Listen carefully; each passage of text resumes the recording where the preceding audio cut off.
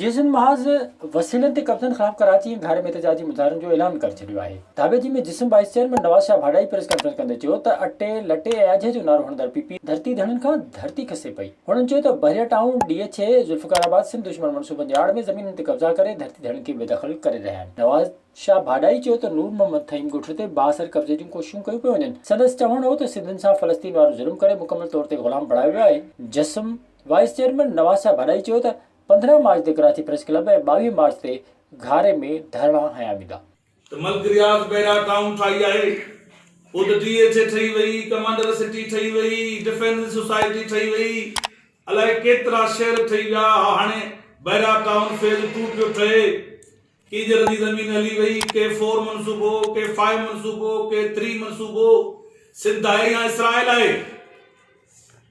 हेड़ी हालत त तलबी ऐं गज़ा जे पटीअ ते थी आहे जेका हालत हाणे सिंध जे हिन सामूंडी इलाइक़े में ठटे ज़िले ऐं सिजावल ज़िले जे हिन इलाइक़े में जेका थी रही आहे। सभु वॾो इलाइक़ो कब्ज़े में, त हीअ जेका कब्ज़ाखोर माफ़िया जी वेठी आहे घारे में, उहा असांखे लाश दफ़नाइण नथी ॾे। विज़िट कयो अवामी आवाज़ मीडिया ग्रुप जी वेबसाइट awamiawaz.pk